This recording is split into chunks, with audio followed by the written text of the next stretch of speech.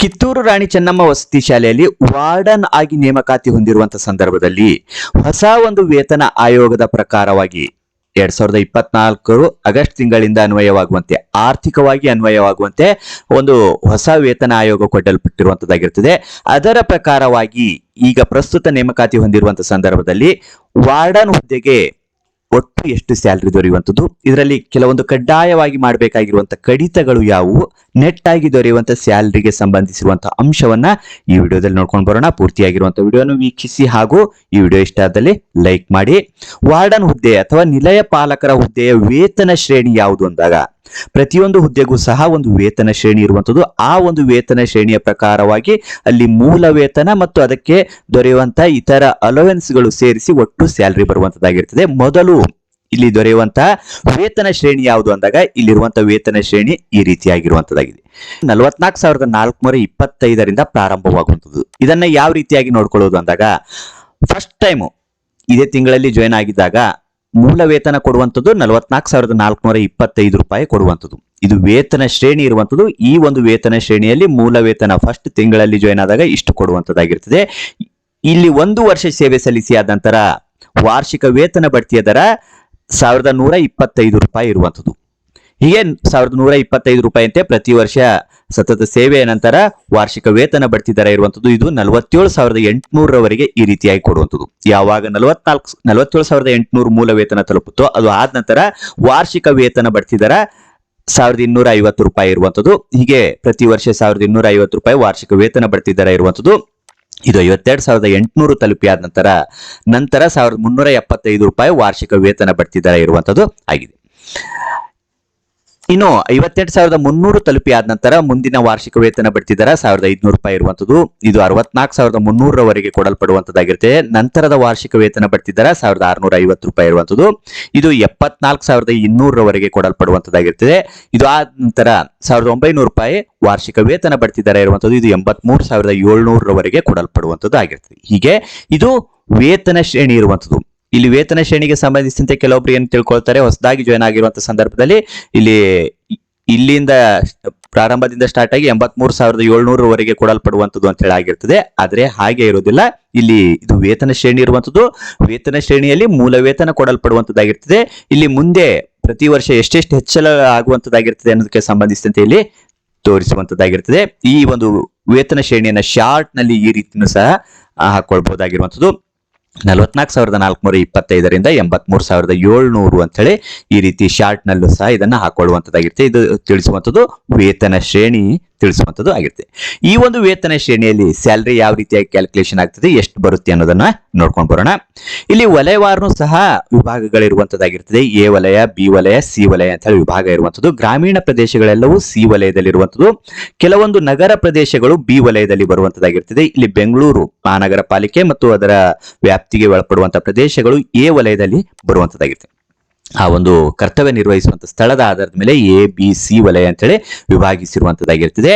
ಈ ಒಂದು ವಲಯವಾರನು ಸಹ ಕೆಲವೊಂದಿಷ್ಟು ವಿಭಿನ್ನತೆಗಳಿರುವಂತದ್ದಾಗಿರ್ತದೆ. ಆ ಒಂದು ಅಂಶನೂ ಸಹ ಇಲ್ಲಿ ನೋಡ್ಕೊಂಡು ಬರೋಣ. ಯಾವ ವಲಯದಲ್ಲಿ ಕರ್ತವ್ಯ ನಿರ್ವಹಿಸ್ತಾ ಇರುವಂತದ್ದು ಅನ್ನೋದ ಆಧಾರದ ಮೇಲೆ ವೇತನ ಸಹ ಸ್ವಲ್ಪ ವ್ಯತ್ಯಾಸ ಇರುವಂತದ್ದು ಆಗಿರ್ತದೆ.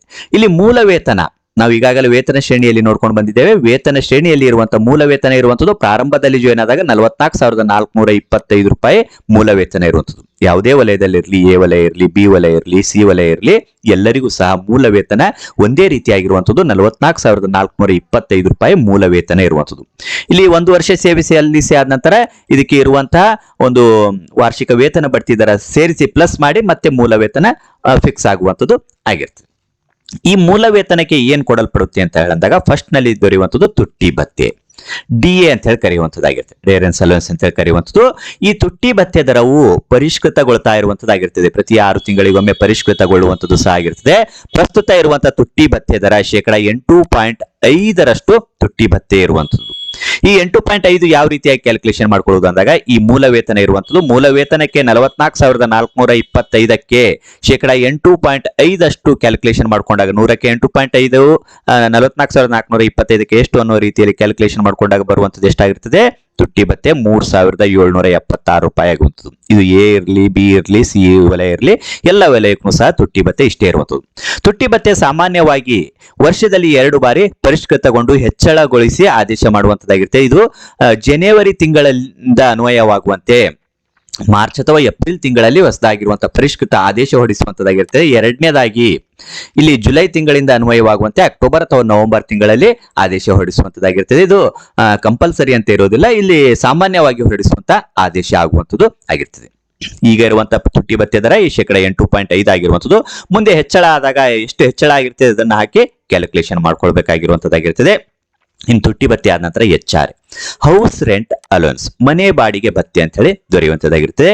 ಇಲ್ಲಿ ಎ ವಲಯ, ಬಿ ವಲಯ ಮತ್ತು ಸಿ ವಲಯಕ್ಕೆ ಸಂಬಂಧಿಸಿದಂತೆ ಇಲ್ಲಿ ಸ್ವಲ್ಪ ಚೇಂಜಸ್ ಇರುವಂತದ್ದಾಗಿರ್ತದೆ. ಸಿ ವಲಯವನ್ನ ನೋಡಿದಾಗ 7.5ರಷ್ಟು HR ಅಥವಾ ಮನೆ ಬಾಡಿಗೆ ಭತ್ಯೆ ಇರುವಂತದ್ದಾಗಿರ್ತದೆ. ಈ ಮೂಲ ವೇತನ 44,425 ಮೂಲ ವೇತನಕ್ಕೆ 7.5 ಮಾಡಿಕೊಂಡಾಗ 3,332 ರೂಪಾಯಿ ಆಗುವಂತದ್ದಾಗಿರುತ್ತೆ. ಬಿ ವಲಯದಲ್ಲಿ HR ಪ್ರಮಾಣ ಹೆಚ್ಚಾಗಿರುವಂತದ್ದಾಗಿರ್ತದೆ. 15%ರಷ್ಟು ಬಿ ವಲಯದಲ್ಲಿ HR ಇರುವಂತದ್ದು. ಇದಕ್ಕೆ ಕ್ಯಾಲ್ಕುಲೇಷನ್ ಮಾಡಿಕೊಂಡಾಗ 6,664 ರೂಪಾಯಿ ಆಗುವಂತದ್ದಾಗಿರ್ತದೆ. ಇನ್ನು ಎ ವಲಯದಲ್ಲಿ ಬಂದಾಗ 20% HR ಇರುವಂತದ್ದು. ಇದನ್ನು ಕ್ಯಾಲ್ಕುಲೇಷನ್ ಮಾಡಿಕೊಂಡಾಗ 8,885 ರೂಪಾಯಿ HR ಆಗುವಂತದ್ದು ಆಗಿರ್ತದೆ. ಇನ್ನು ಇದಾದ ನಂತರ ಇನ್ನೇನು ದೊರೆಯುತ್ತೆ ಅಂತ ಹೇಳಿದಾಗ ನಗರ ಪರಿಹಾರ ಭತ್ಯೆ ಅಂತ ದೊರೆಯುವಂತದ್ದಾಗಿರುತ್ತೆ. ಈ ನಗರ ಪರಿಹಾರ ಭತ್ಯೆ ನಗರಗಳಲ್ಲಿ ಕರ್ತವ್ಯ ನಿರ್ವಹಿಸುವವರಿಗೆ ಮಾತ್ರ ಇರುವಂತದ್ದಾಗಿರ್ತದೆ. ಗ್ರಾಮೀಣ ಪ್ರದೇಶದಲ್ಲಿ ಕರ್ತವ್ಯ ನಿರ್ವಹಿಸುವವರಿಗೆ ನಗರ ಪರಿಹಾರ ಭತ್ಯೆ ಇರುವುದಿಲ್ಲ. ಎ ವಲಯದಲ್ಲಿ ಕರ್ತವ್ಯ ನಿರ್ವಹಿಸ್ತಾ ಇರುವವರಿಗೆ 750 ರೂಪಾಯಿ, ಬಿ ವಲಯದಲ್ಲಿ ಕರ್ತವ್ಯ ನಿರ್ವಹಿಸ್ತಾ ಇರುವವರಿಗೆ 600 ರೂಪಾಯಿ ಈಗ ಫಿಕ್ಸ್ ಆಗಿರುವಂತಹ ಒಂದು ನಗರ ಪರಿಹಾರ ಅಮೌಂಟ್ ಇರುವಂತದ್ದಾಗಿರ್ತದೆ. ಸಿ ವಲಯದವರಿಗೆ ಯಾವುದೇ ರೀತಿಯಾಗಿರುವಂತಹ ನಗರ ಪರಿಹಾರ ಭತ್ಯೆ ಇರುವುದಿಲ್ಲ. ಇನ್ನು ನೆಕ್ಸ್ಟ್ ಬಂದಾಗ ಏನ್ ದೊರೆಯುತ್ತೆ ಅಂತ ಹೇಳಿದಾಗ ವೈದ್ಯಕೀಯ ಭತ್ಯೆ, ಮೆಡಿಕಲ್ ಅಲೋನ್ಸ್ ಅಂತ ದೊರೆಯುವಂಥದ್ದು. ಇದು ಸಹ ಫಿಕ್ಸ್ ಆಗಿರುವಂತಹ ಒಂದು ಅಮೌಂಟ್ ಇರುವಂತದ್ದು. 500 ರೂಪೀಸ್ ಅಥವಾ 500 ರೂಪಾಯಿಗಳು ಎ ವಲಯ, ಬಿ ವಲಯ, ಸಿ ವಲಯದವರಿಗೆ ಎಲ್ಲರಿಗೂ ಸಹ ಈಕ್ವಲ್ ಆಗಿ ದೊರೆಯುವಂತದ್ದಾಗಿರ್ತದೆ. ಈ ವೈದ್ಯಕೀಯ ಭತ್ಯೆ ದೊರೆಯುವಂತದ್ದಾಗಿರುತ್ತೆ. ಇಲ್ಲಿ ವ್ಯತ್ಯಾಸ ಏನು ಅಂದಾಗ ಎ ಬಿ ಸಿ ವಲಯಕ್ಕೆ ವ್ಯತ್ಯಾಸ ಇರುವಂತದ್ದು HR ಮನೆ ಬಾಡಿಗೆ ಭತ್ಯೆ. ಯಾಕೆ ಅಂದಾಗ ಇಲ್ಲಿ ಗ್ರಾಮೀಣ ಪ್ರದೇಶದಲ್ಲಿ ಕಡಿಮೆ ಅಮೌಂಟ್ಗೆ ಮನೆಗಳು ಬಾಡಿಗೆಗೆ ಸಿಗುವಂತದ್ದಾಗಿರ್ತದೆ. ನಗರ ಪ್ರದೇಶಕ್ಕೆ ಹೋದಾಗ ಸ್ವಲ್ಪ ಹೆಚ್ಚಾಗಿರ್ತದೆ. ಮಹಾನಗರ ಪಾಲಿಕೆಗೆ ಹೋದಾಗ ಇನ್ನೂ ಸ್ವಲ್ಪ ಹೆಚ್ಚಳ ಆಗಿರುವಂತದ್ದು. ಅದರ ಆಧಾರದ ಮೇಲೆ ಇಲ್ಲಿ HR ವ್ಯತ್ಯಾಸ ಇರುವಂತದ್ದು ಆಗಿರ್ತದೆ. ಇವಿಷ್ಟು ಇಲ್ಲಿ ದೊರೆಯುವಂಥದ್ದು. ಇದನ್ನ ಟೋಟಲ್ ಆಗಿ ತೆಗೆದುಕೊಂಡಾಗ ಎ ವಲಯದಲ್ಲಿ ಕರ್ತವ್ಯ ನಿರ್ವಹಿಸಿದವರಿಗೆ ಗ್ರಾಸ್ ಆಗಿ ಬರುವಂಥದ್ದು 58,336 ರೂಪಾಯಿ. ಬಿ ವಲಯದಲ್ಲಿ ಕರ್ತವ್ಯ ನಿರ್ವಹಿಸಿದವರಿಗೆ ಗ್ರಾಸ್ ಆಗಿ ಬರುವಂಥದ್ದು 55,965 ರೂಪಾಯಿ. ಸಿ ವಲಯದಲ್ಲಿ ಕರ್ತವ್ಯ ನಿರ್ವಹಿಸಿದವರಿಗೆ 52,033 ರೂಪಾಯಿ ಗ್ರಾಸ್ ಆಗಿ ದೊರೆಯುವಂತ ಸ್ಯಾಲರಿ ಆಗಿರುವಂಥದ್ದು ಆಗಿರುತ್ತೆ. ಒಟ್ಟು ವೇತನ ಇಲ್ಲಿ ದೊರೆಯುವಂಥದ್ದಾಗಿದೆ. ಈ ಒಟ್ಟು ವೇತನ ಸಂಪೂರ್ಣವಾಗಿ ಅಕೌಂಟ್ಗೆ ಬರುವುದಿಲ್ಲ. ಇಲ್ಲಿ ಕೆಲವೊಂದಿಷ್ಟು ಕಡ್ಡಾಯವಾಗಿ ಮಾಡಬೇಕಾಗಿರುವಂತ ಕಡಿತಗಳಿರುವಂಥದ್ದಾಗಿದೆ. ಕಡ್ಡಾಯವಾಗಿ ಮಾಡಬೇಕಾಗಿರುವಂತಹ ಕಡಿತಗಳಿಗೆ ಸಂಬಂಧಿಸಿದಂತೆ ಯಾವ್ಯಾವ ಕಡಿತಗಳು ಕಡ್ಡಾಯ ಇರ್ತವೆ ಅನ್ನೋದಕ್ಕೆ ಸಂಬಂಧಿಸಿದಂತೆ ನೋಡಿದಾಗ ಮೊದಲನೇದಾಗಿ ವೃತ್ತಿ ತೆರಿಗೆ. ಪ್ರತಿಯೊಬ್ಬ ವೃತ್ತಿ ನಿರ್ವಹಿಸ್ತಾ ಇರುವಂತಹ ನೌಕರರು ವೃತ್ತಿ ತೆರಿಗೆ ಅಥವಾ PT ಅಂತ ಹೇಳಿ ಕರೆಯಲಾಗುವಂತದ್ದಾಗಿರುತ್ತೆ. ಪ್ರೊಫೆಷನಲ್ ಟ್ಯಾಕ್ಸ್ ಅಂತ ಹೇಳಿ ಕರೆಯುವಂಥದ್ದು. ಈ ವೃತ್ತಿ ತೆರಿಗೆಯನ್ನ ಸಂದಾಯ ಮಾಡಬೇಕಾಗಿರುವಂಥದ್ದು. ಇದು ಕಂಪಲ್ಸರಿ ಕಟ್ ಮಾಡ್ತಾರೆ. ಎಷ್ಟಾಗುವಂಥದ್ದು 200 ರೂಪೀಸ್. ಯಾವುದೇ ವಲಯ ಇರಲಿ ಎಲ್ಲರಿಗೂ ಸಹ ಈಕ್ವಲ್ ಆಗಿರುವಂಥದ್ದು 200 rupees PT professional tax cut ಆಗುವಂತದ್ದಾಗಿರುತ್ತೆ. ನಂತರ ಕಟ್ ಆಗುವಂಥದ್ದು ಇಲ್ಲಿ ಇರುವಂಥದ್ದು ರೆಸಿಡೆನ್ಷಿಯಲ್ ಸ್ಕೂಲ್ ಆಗಿರುವುದರಿಂದ, ವಸತಿ ಶಾಲೆ ಆಗಿರೋದ್ರಿಂದ ಇಲ್ಲಿ ಅಲ್ಲೇ ವಾಸ ಮಾಡಬೇಕಾಗಿರುವಂಥದ್ದು. ಹಾಗಾಗಿ ವಾಸ ಮಾಡ್ತಾ ಇರುವಂತಹ ಸಂದರ್ಭದಲ್ಲಿ ಇಲ್ಲಿ ಕ್ವಾರ್ಟರ್ಸ್ ಇರುವಂತದ್ದಾಗಿರುತ್ತೆ. ಆ ಕ್ವಾರ್ಟರ್ಸ್ ನಲ್ಲಿ ವಾಸಿಸುವುದರಿಂದ ಇಲ್ಲಿ ಕೊಡಲ್ಪಡುವಂತ HR ಇದೆ ಅಲ್ವಾ, ಈ HR ಅನ್ನ ಇಲ್ಲಿ ಕಡಿತ ಮಾಡಲಾಗುವಂಥದ್ದು ಆಗಿರ್ತದೆ. ಒಂದ್ ವೇಳೆ ಇಲ್ಲಿ ಕ್ವಾರ್ಟರ್ಸ್ ನಲ್ಲಿ ಇಲ್ಲ ಅಂದಾಗ HR ಕಡಿತ ಆಗುದಿಲ್ಲ. ಇಲ್ಲಿ ಕ್ವಾರ್ಟರ್ಸ್ ನಲ್ಲಿ ವಾಸಿಸುವವರು ಎಲ್ಲರಿಗೂ ಸಹ HR ಕಡಿತ ಆಗುವಂತದ್ದಾಗಿರ್ತದೆ. ಇಲ್ಲಿ HR ಎಷ್ಟು ಕೊಡಲ್ಪಟ್ಟಿರ್ತದೆ ಆ HR ಅನ್ನ ಇಲ್ಲಿ ಕಡಿತ ಮಾಡುವಂತದ್ದಾಗಿರ್ತದೆ. ಎ ವಲಯದಲ್ಲಿ ಇಲ್ಲಿ 20% HR ಬಂದಿರುತ್ತೆ 8,885, ಅದಷ್ಟನ್ನು ಕಡಿತ ಮಾಡುವಂತದ್ದಾಗಿರುತ್ತೆ. ಬಿ ವಲಯದಲ್ಲಿ 6,664 ರೂಪಾಯಿ ಕಡಿತ ಆಗುವಂತದ್ದಾಗಿರ್ತದೆ. ಇನ್ನು ಸಿ ವಲಯಕ್ಕೆ ಬಂದಾಗ 3,332 ರೂಪಾಯಿ ಕ್ವಾರ್ಟರ್ಸ್ಗೆ ಆಗಿ ಕಡಿತ ಮಾಡಿಕೊಳ್ಳಲಾಗುವಂಥದ್ದು ಆಗಿರ್ತದೆ. ಇನ್ನು ಇದಾದ ನಂತರ NPS ಈ ಹುದ್ದೆಗೆ ಸೇರಿರುವಂತವರಿಗೆ ಇಲ್ಲಿ NPS ಈಗ ಪ್ರಸ್ತುತ ಇರುವಂತವರಿಗೆ ಕಂಪಲ್ಸರಿ ಆಗಿ NPS ಇರುವಂತದ್ದು. ಹಾಗಾಗಿ ಈ NPS ಕಡಿತ ಆಗುವಂಥದ್ದು. NPS ಎಷ್ಟು ಕಡಿತ ಆಗುತ್ತೆ ಅಂತ ಹೇಳಿದಾಗ ಇಲ್ಲಿ ಇರುವಂತಹ ಬೇಸಿಕ್ ಪ್ಲಸ್ DA, ಇಲ್ಲಿ ಇರುವಂತಹ ಬೇಸಿಕ್ ಎಷ್ಟಿದೆ 44,425 ರೂಪಾಯಿ ಇರುವಂತದ್ದು, ಪ್ಲಸ್ DA ಇರುವಂತದ್ದು 3,776. ಇವೆರಡನ್ನ ಪ್ಲಸ್ ಮಾಡ್ಕೊಳ್ಬೇಕಾಗಿರುವಂಥದ್ದು. ಇದಕ್ಕೆ 10% ಮಾಡ್ಕೊಂಡಾಗ ಆ 10% ನಷ್ಟು NPS ಕಡಿತ ಆಗುವಂತದ್ದಾಗಿರ್ತದೆ. ಇಲ್ಲಿ ಆಗುವಂಥದ್ದು ಎಷ್ಟಾಗ್ತದೆ 4,820 ರೂಪಾಯಿ NPS ಕಡಿತ ಆಗುವಂತದ್ದಾಗಿರ್ತದೆ. ಯಾವುದೇ ವಲಯ ಇರಲಿ ಎಲ್ಲರಿಗೂ ಸಹ ಒಂದೇ ರೀತಿಯಾಗಿ ಬರುವಂಥದ್ದು. ಇಲ್ಲಿ ಮೂಲ ವೇತನ ಇನ್ಕ್ರಿಮೆಂಟ್ ಆಗಿ ಹೆಚ್ಚಳ ಆದಾಗ ಇಲ್ಲಿ NPS ಕಡಿತನೂ ಸಹ ಹೆಚ್ಚಳ ಆಗುವಂತದಾಗಿರುತ್ತೆ. ತುಟ್ಟಿ ಭತ್ಯೆ ದರ ಹೆಚ್ಚಳ ಆದಾಗ್ನೂ ಸಹ NPS ಕಡಿತ ಹೆಚ್ಚಳ ಆಗುವಂತದಾಗಿರುತ್ತೆ. ಈಗ ಪ್ರಸ್ತುತ ಈ ಮೂಲ ವೇತನ ಈ ತುಟ್ಟಿ ಭತ್ಯೆಗೆ ಇಷ್ಟು ಕಡಿತ ಆಗುವಂಥದ್ದು ಆಗಿದೆ.